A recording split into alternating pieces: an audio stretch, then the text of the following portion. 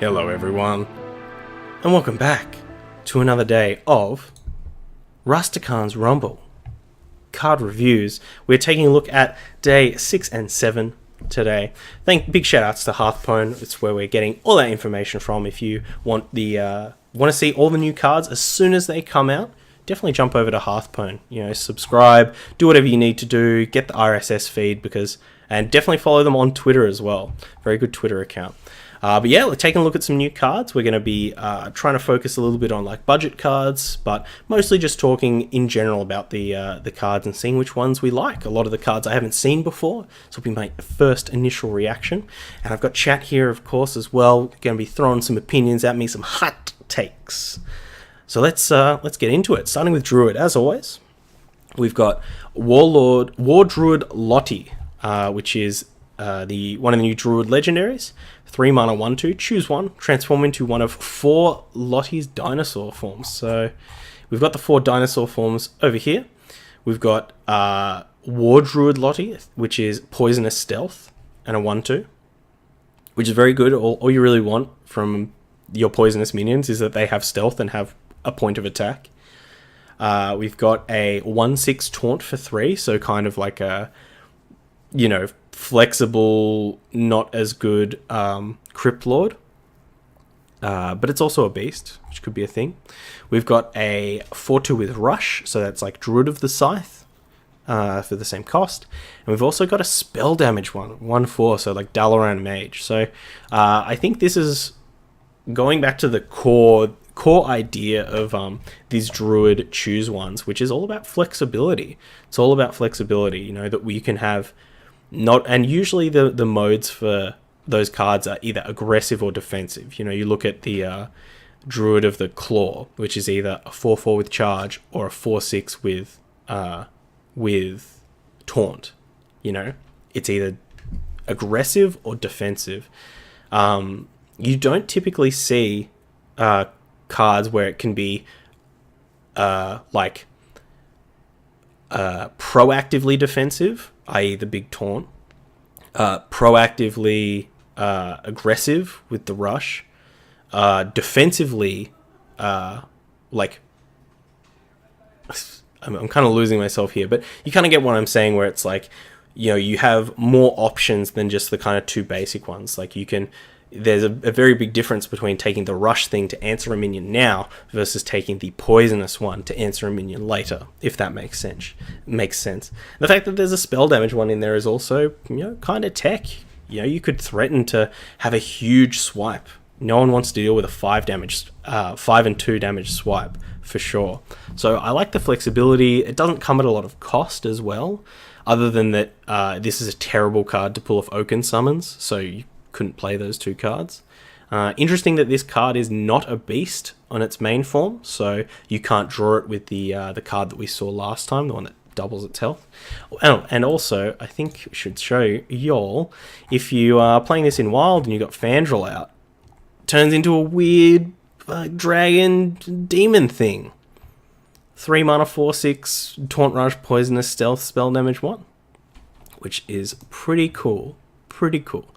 The other card we've got here is Stampeding Roar, which is a 6 mana spell. Summon a random beast from your hand and give it rush.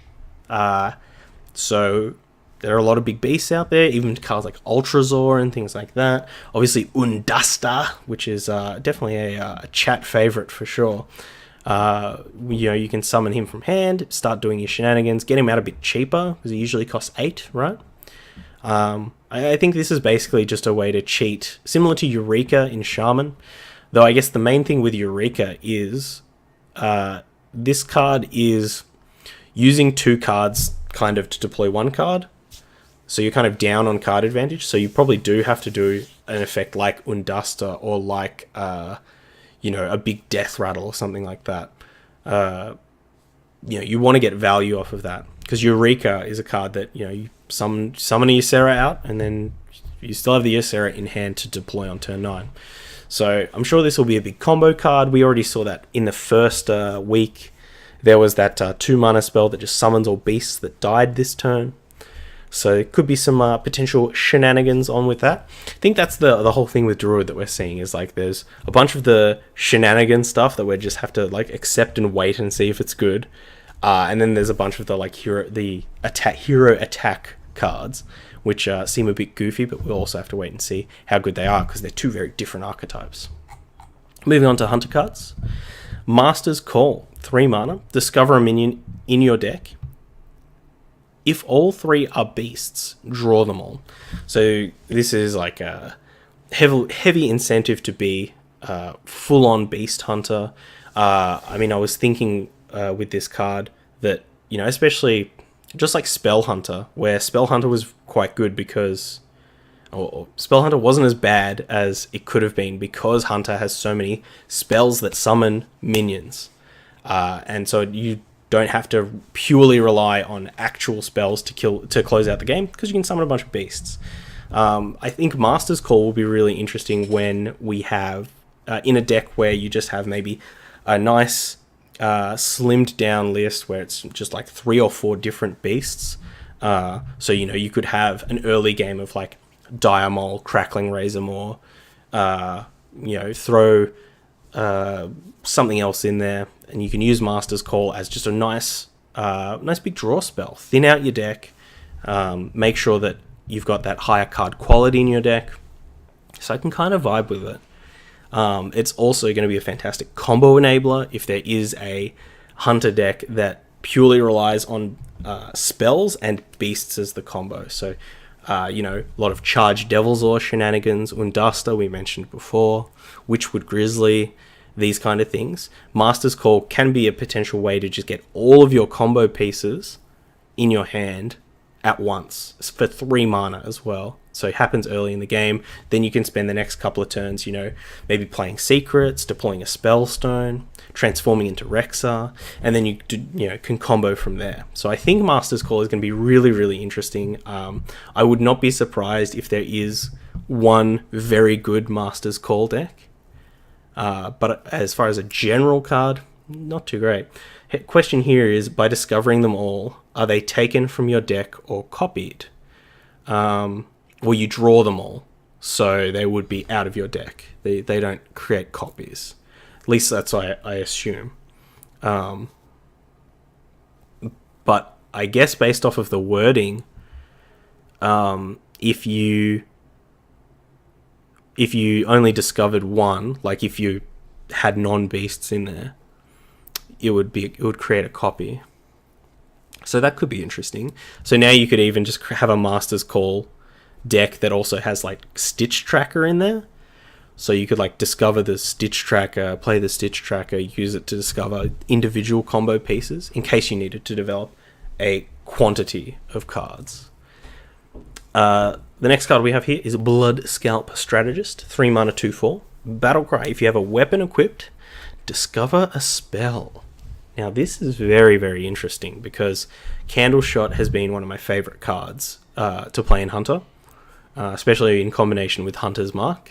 I think that's already where I'm thinking because, you know, the Candle Shot comes down before the Blood Scalp Strategist compared to something like an Eaglehorn Bow where, you know, you have to deploy the bow first and then you'll have to deploy the strategist afterwards, but, you know, maybe you want to do something better with your mana or something like that.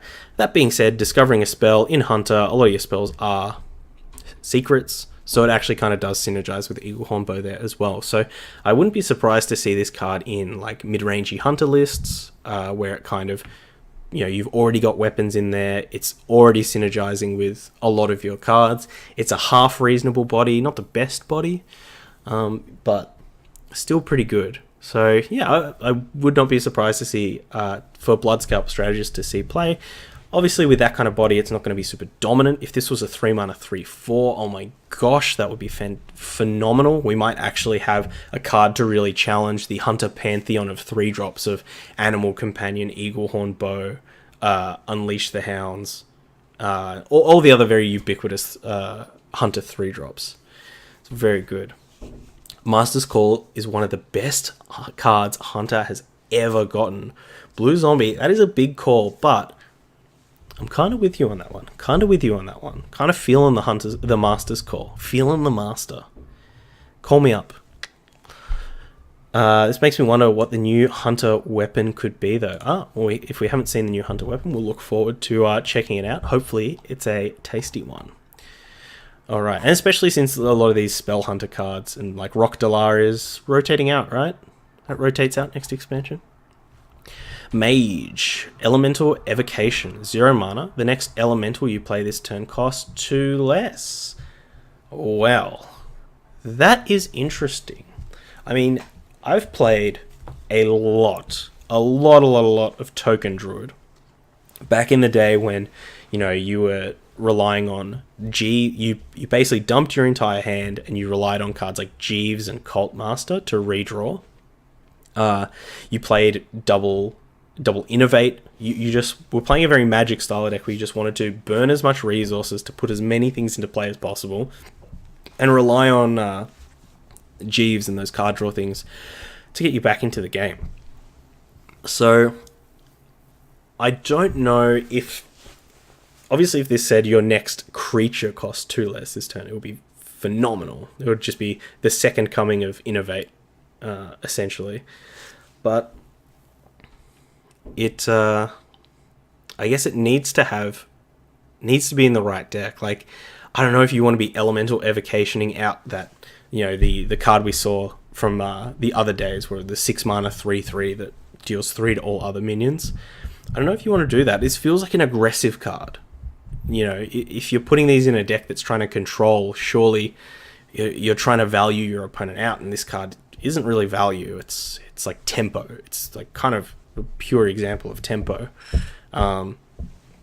So I don't know what aggressive elementals can you just slam out there. You could Evocation Pyros turn 1. I mean, you can also coin out the Pyros. I think this is more like... Actually, let's jump over to Hearthstone. Let me just... Alright, so we had a look at a bunch of the elementals, and it just doesn't seem like there's a lot of good aggressive elementals. Feels like aggressive is where you want to be, and Blue Zombie Blood saying Magma Rager is the most aggressive elemental. I mean, this could be used with like Bonfire Elemental. That kind of feels okay to me. 3 mana 5/5 replaces the card that you kind of use to tempo it out.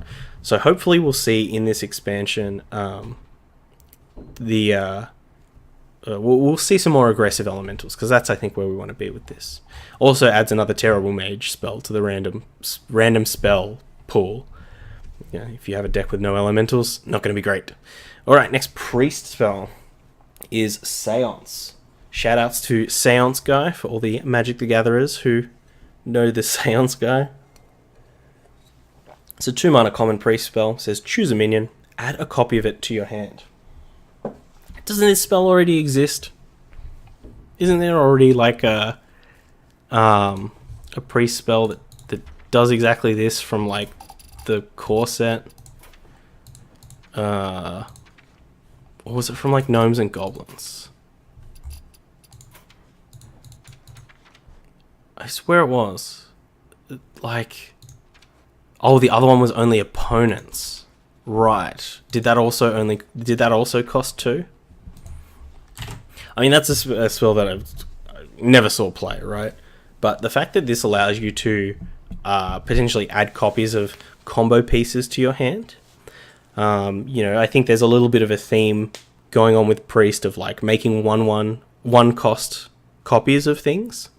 So we could be using Seance to create a copy of that minion, so it gives us a little bit more value, but this requires a lot of work, and generally cards that require this much work for not a lot of upside don't see a lot of play. However, as with all things, with Radiant Elemental in the format, this could be a big combo piece, just as much as a card like Molten Reflection or Simulacrum never sees play outside of, those combo decks.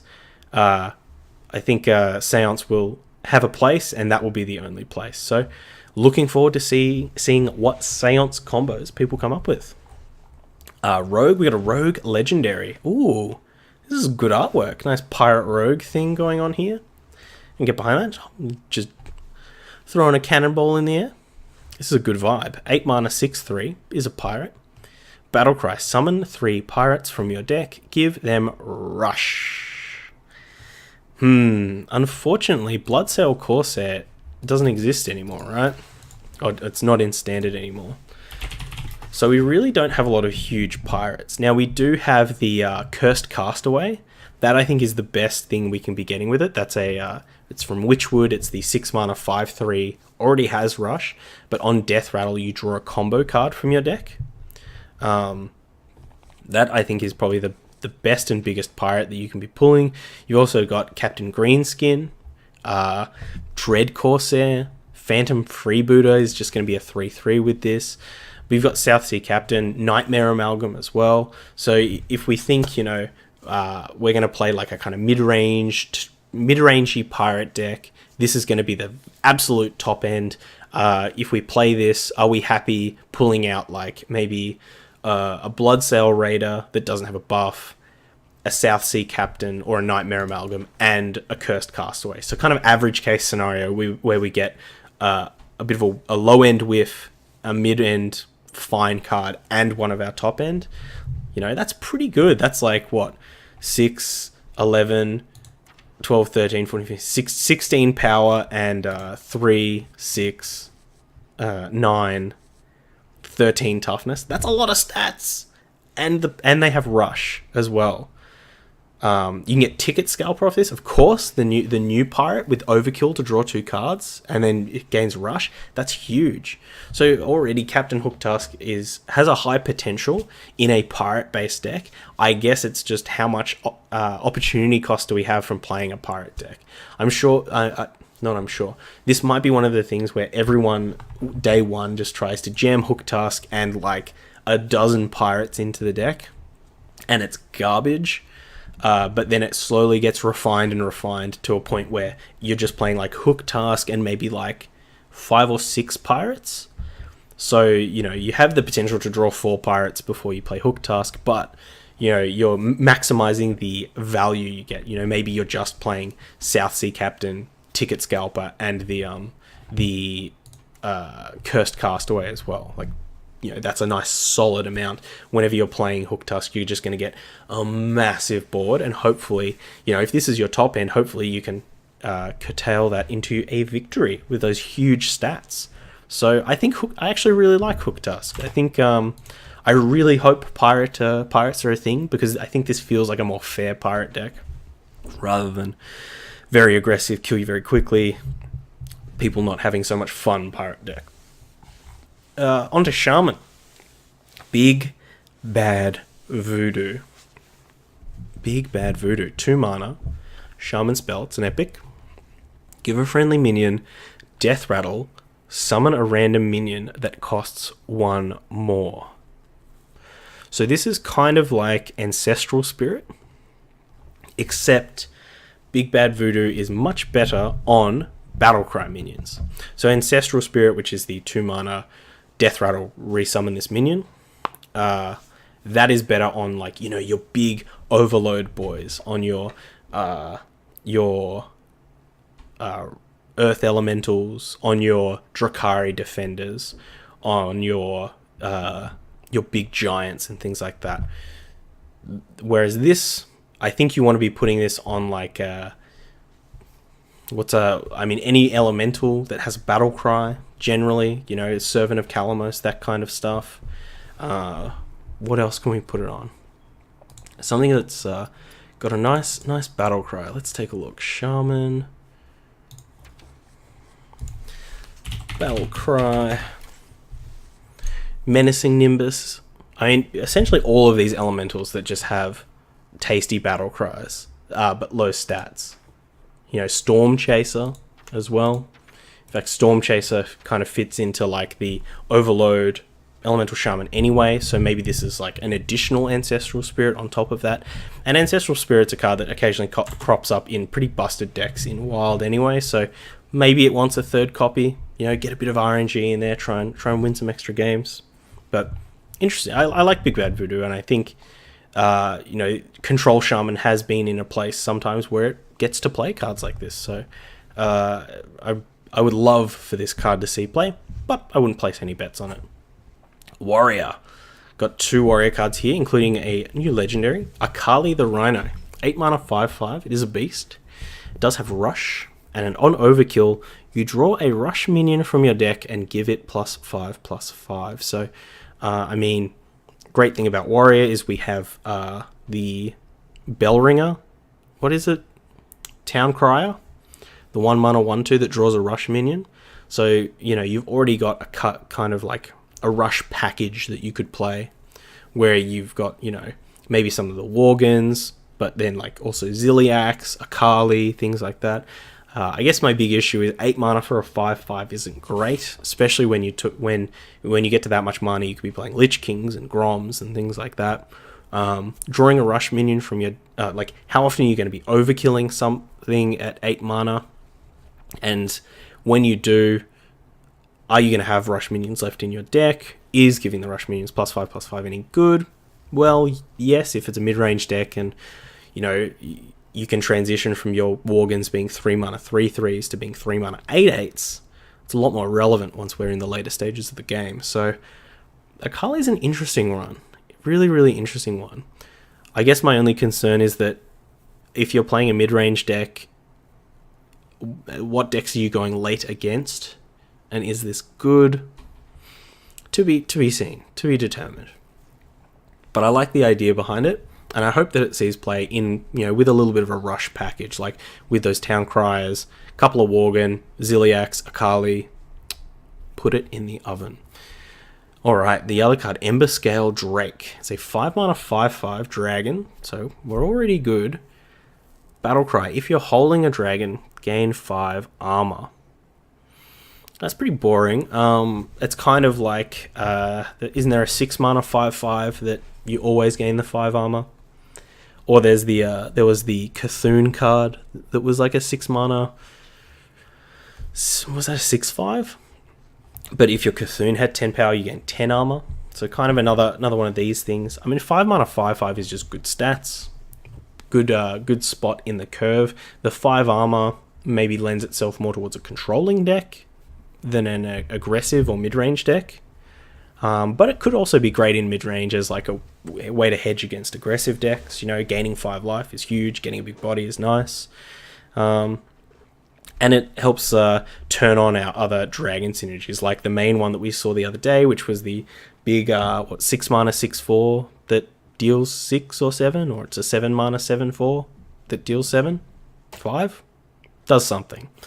But it's a big payoff card for the dragon synergies. So yeah, I guess it really depends how good dragons are, but this seems like a good role player, not over the top. And it might kind of tie things together. I like it. Gemini, all good points, but this enable other dragons ability. Yeah, that's the big thing. You've still got to play a bunch of dragons, and you just want to play the ones that fill the curve and perform their role well, and this performs a role. Onto the neutral cards. Here we go, the Crowd Roaster. So it wasn't from the other day. It was actually, I must have seen it before. But it's a 7 mana 7/4 dragon. Battlecry. If you're holding a dragon, deals 7 damage to an enemy minion. This is the big upside for playing the dragon deck. If you are to play a dragon deck, this comes down, kills a lot of things, especially before turn 7. It kills so many things. So I think this is quite good.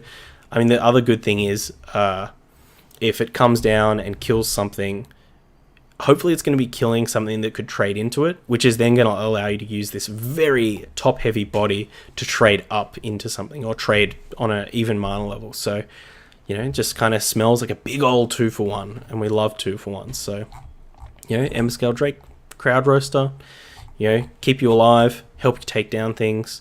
I think, especially in Warrior as well, where you have, Brawl, Blood Razor, you have a lot of ways to sweep the board, Warpath as well, gaining extra armor, having a big single target removal spell, and we also have the other 2-drop that it's like a 2 mana 2/3, and if you have a dragon in your hand, you execute something. That's also phenomenal. So yeah, look. Hopefully, Dragon Warrior does a thing, but it might just be too fair. Might be too fair when everyone's going to be doing busted things. Sightless Ranger, 5 mana, Rush, 3/4, Overkill summon 2 1/1 bats. And he is common. I kind of like this card. Turn 5, especially on the play, this is coming down when there will likely be some minions on the board that are smaller than it. 3 attack is good. We look at cards like, a lot of 2-drops and 3-drops will still die to this. I don't know how if it's going to overkill often, but if you ever do summon those 2 1/1 bats, we were talking about with the new Warlock spell, like a kind of go wide Zoo Warlock, even like Token Druid, something like that. Is a 5 mana 5/6 with Rush good? I mean, yes, but I guess this isn't a 5 mana 5/6 with Rush, because you still have to overkill something to get the things. But yeah, I mean, there's definitely cards that take less work to be better than this, like Doomguard and Despicable Dreadlord within Warlock, or as far as neutral cards go, I mean, Cobalt Scalebane, Fungal Mancer, still got those, so it may just be too much work. Might be too much to go on. We'll move on from there. On to day number 8. So right up to date now. New Druid cards. We've got Gonk the Raptor, like the Gonk droid from Star Wars? Interesting. After your hero attacks and kills a minion, it may attack again. Interesting to put that effect on a 7 mana beast. 4/9, interesting stats. It's probably going to survive some combat. After your hero attacks and kills a minion, it may attack again. I mean, this thing has to survive a turn. This would be so interesting if Druid had more weapons than Twig of the World Tree, right? But I mean, already there's kind of combos with Twig of the World Tree, I guess. Like, you set it up early, then you play this thing and hope that your opponent has a bunch of 1 toughness minions in play. Cleave! 10 mana. Lich King. Get Frostmourne. That would be sick. But yeah, I think this might be a bit too much work. It seems like if you're going to be doing those things with the hero attack synergies, you want to be low. You want to be low to the ground. You want to be able to deploy things. The reason that Claw costs 1 is because it's you want to take advantage of those efficiencies. It's a lot of these cards can be cheap. You can deploy them all early, as opposed to waiting to set this 7 mana thing up, hope that it doesn't die, and then go try and do things that you might not even be able to do because your opponent just might not be playing creatures. The other spell we've got here is Mark of the Lower. Really sweet art here. Interested to see what the golden version of this is. Choose 1. Give a minion +2/+4 and taunt, or summon 2 3/2 raptors. So 4 mana for +2/+4 and taunt is okay. I mean, 2 mana for Mark of the Wild, which is +2/+2 and taunt. 4 mana for Blessing of Kings, which is +4/+4. So I guess it's kind of fine. If you need a taunt, then you're going to make a taunt, and that's good. Now, the summoning 2 3/2 raptors, that mode really gets me all limber, because that's 4 mana for 6/4 worth of stats. People always playing.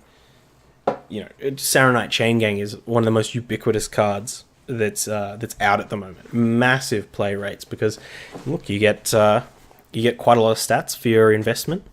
Unfortunately, this doesn't have the advantage of synergizing with Prince Keleseth, which isn't great. It does have the advantage of not being a low-cost minion that you can that wrecks your Oaken summons and things like that, or your other effects along those lines, which I do like. I think this card could see play, especially once Chain Gang leaves the format. It's going to be just a great 4-mana play, good stats. Yeah, I really like Mark of the Law. On to Priest, we have the Sand Drudge, 3-mana 3/3 common. Whenever you cast a spell, summon a 1/1 zombie with Taunt. This card, I think, is really good. I think it's not like game-breakingly good, but I really like it. I think that it could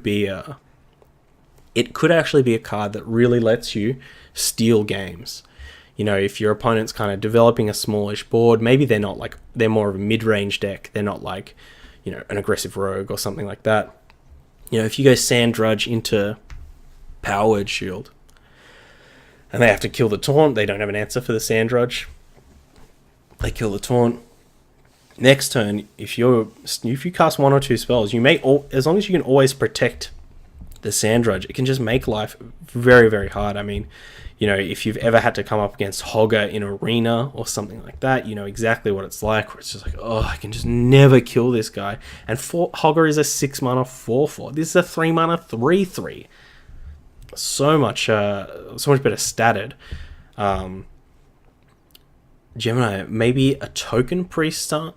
Maybe. It feels like this just kind of, you could play this in like Inner Fire Priest, just as a thing, like, you know, if your opponent lets you have a Radiant Elemental or something, you just like Sand Drudge, Powered Shield, you know, just start playing some spells and, you know, get a big board and see if your opponent can deal with it.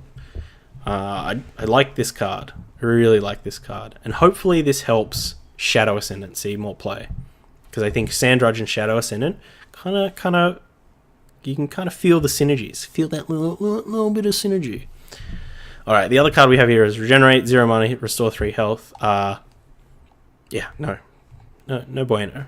And I guess if a deck needs more 0 mana spells, sure, but yeah. The only thing I can see is this kind of goes well with Wild Pyromancer in a way. Like, if you buff the health of your Pyromancer, now you can start using Regenerate and keep it alive, but not big on the Regenerate. Shaman? Oh my gosh. This is definitely top tier in terms of names. The Bog Slosher. 3-mana 3/3 elemental. Battlecry. Return a friendly minion to your hand and give it +2/+2. Interesting. So,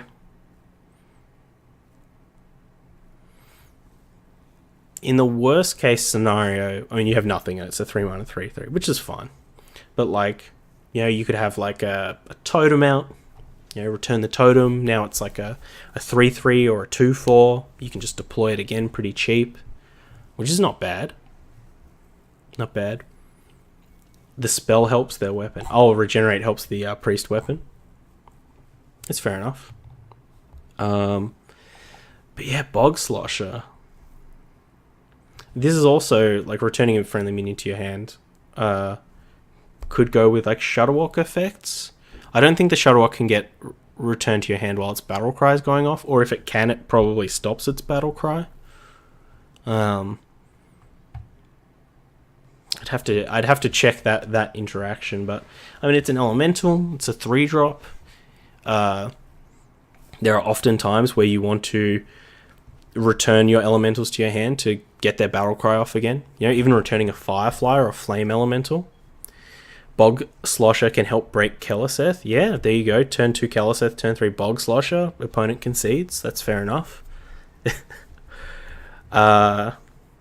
Yeah, seems fine. Even, oh my gosh, Chain Gang? Imagine this with Chain Gang. Your opponent can't remove both of them. You drop this. Now you have a 4/5 Chain Gang in hand.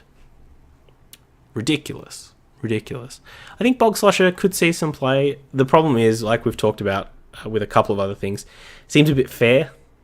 Seems a bit fair, and we don't know how busted the next standard format is going to be. You know, right now I would say standard's kind of in a... I think it's in a good position, regardless of what other people think. But oof, how long can this go on? Yeah, exactly. But, you know, when you look at decks like a lot of those Druid decks, a lot of those combo decks, they're doing really busted things, and the only thing keeping them in check is the Control Warlock. And, you know, very, very aggressive lists. So I think Bog Slosher matches up poorly against those kinds of lists.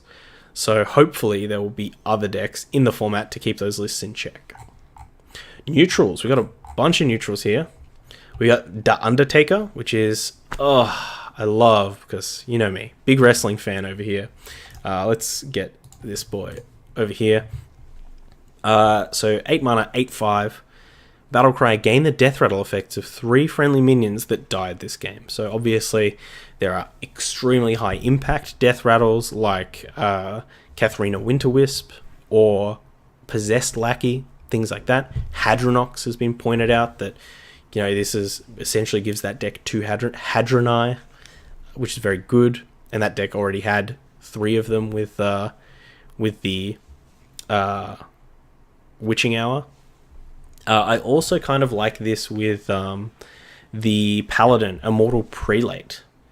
You know, if you've had an Immortal Prelate die, then all of a sudden the Undertaker gets that death rattle. It's going to go back into your deck, and we've got, you know, infinite Undertakers, which is very, very cool. Also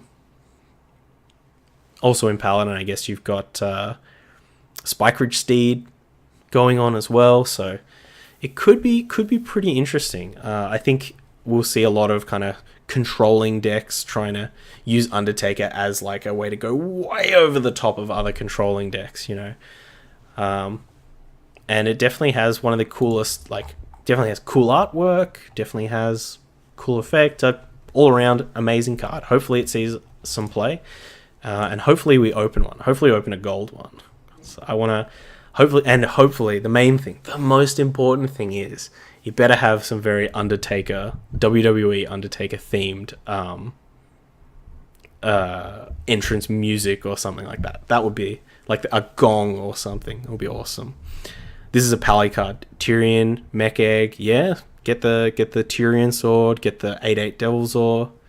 Yep, you're totally on that. I think it's definitely, you know, that Paladin, Druid, jump out immediately, but who knows? Maybe Hunter.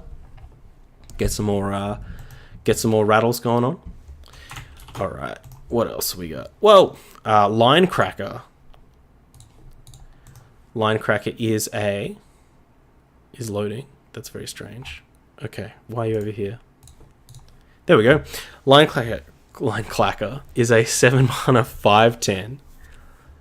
So big booty. Overkill, double this minion's attack. So, this is curious. I mean, at 7 mana, are you going to overkill something next turn? Maybe. It's kind of like the same issue as Akali. Except Akali, you could attack immediately and potentially get some surprise upside, like your opponent can't play around it. Whereas you play Line Cracker, if your opponent has a bunch of small minions and they really don't want you to overkill any of them, they can just trade into the Line Cracker, which is interesting. I wonder if you could like play this in Shaman and like give it Wind Fury or something, so you can just like bash and then crack again. Doesn't seem too good. Seems like a pretty poor epic as well. If Line Cracker does something, I'll be surprised, and hopefully it does, because you know us, we love being wrong. We've got Snapjaw Shellfighter, 5 mana 3/8. 5 mana 3/8. It's interesting stats. Whenever an adjacent minion takes damage, this minion takes it instead.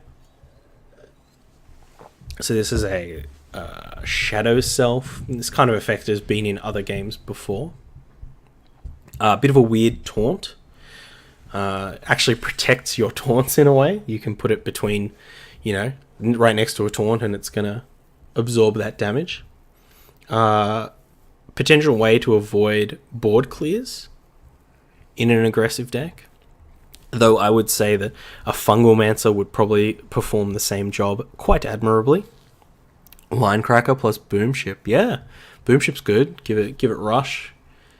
Get something off, but, you know, surely if you're boom shipping, you'd rather be putting like Ysera and Grom and Lich King in play, not a Line Cracker. Snapjaw Shellfighter. Interesting. I can't think of any immediate synergies. I guess it protects your lowers, your spirits, if they've been in play for more than a turn. We'll see. Might be an interesting combo card. And the last card we have here is the Mosh Og Announcer. A 5 mana 6/5. Enemies attacking this have a 50% chance to attack someone else. That's actually quite cool. This is a big body, and it has a defensive effect. This is interesting. It seems like a good arena card, right? Where it's hard to remove, nice body, comes in at a reasonable time. Bit of a meme card. Yep, you're absolutely right. Yeah, kind of cool. I like that they're experimenting with the ogre 50% chance effects. And that's all of the cards from day number 8. Thank you for tuning in again if you are watching on YouTube. We'll have more coming up as the rest of the cards in the set get released. Let me know in the comments what you're most excited for. Are you a big Gonk fan? Are you a Regenerator hater? Are you a Bog Slosher? Let me know. And until next time, stay safe, stay wavy, eat the rich. Bye. I hope you enjoyed that video. Check out other ones over here, or come subscribe to the Wave Pool for more excellent times.